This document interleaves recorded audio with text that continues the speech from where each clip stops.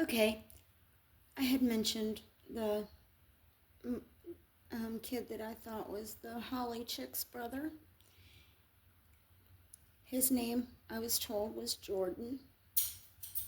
I had seen him walking past the house. I had seen him in the store as well. Actually, he was parading a little baby boy past my house, which I'm wondering if wasn't his. And that's, I believe, the same little boy that one of his ex-co-workers named Cody, who worked with him at Express and would also get me some weed from time to time. I believe that that was the same little boy that he was bringing to my house before I started seeing Holly and Jordan parading him up and down the street in suburbia. And, you know, we've got that Lauren chick that I mentioned before that. Yeah, she was parading up and down past my house too, pulling a wagon with a couple little boys in it. She was changing her hair color every time I was. When I first initially left him, I was sitting on my girlfriend's front porch in Canton, and she just happens to parade her sorry ass right past me. Not pregnant like she was when she, was at the psych ward with me. But, she went parading right past me.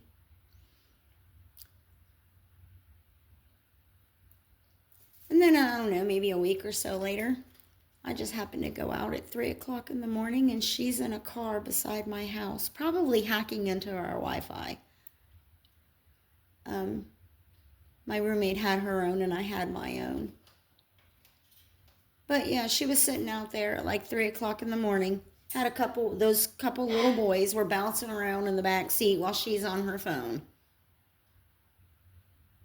I sat there and looked at her for like 5 minutes before she realized I was sitting there. And then she pulled away when she realized I was sitting there.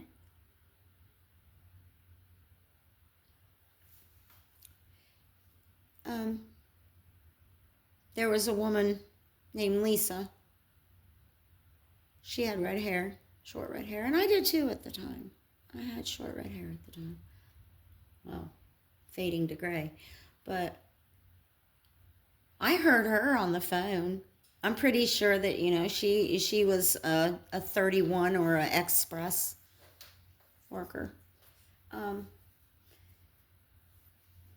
And I overheard her speaking to someone on the phone, talking about me, saying she would punch me in the face, but she didn't want to hurt me. Bitch, try it, butch. I may look frou-frou, but I can outmaneuver your ass, that's for sure. And then, the next day she was no longer at the ward. Or I think it was that evening she disappeared. They released her or threw her out or some shit. But, there was another dude there, I don't remember his name, but he had said something about having a bad head injury. I'm not sure if he was an employee of the same lovely establishments. I also believe there is an association with that worker that I had mentioned earlier in a previous video regarding handing me a meal from this soup kitchen that I visited over the summer. I found it kind of interesting that very same day, I happened to go out to the county fair, and after happened to take a quick little nap after eating that meal, that the one that handed me that meal happened to be just sitting at the entrance and introduced herself, reminded me who she was. And then I never seen her at the soup kitchen again after that. But I kind of have a feeling that she's also associated with one of those lovely establishments that he worked at.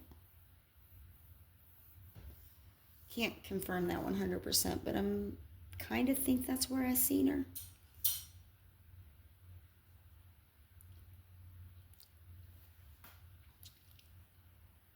And, these people don't think I'm paying attention to this stuff. Or they think that they had me, exposed to whatever drug that they thought that I needed to experience. That I would be enough out of my head that I wouldn't be able to put two and two together. Yeah, I put two and two together. As always, it makes four.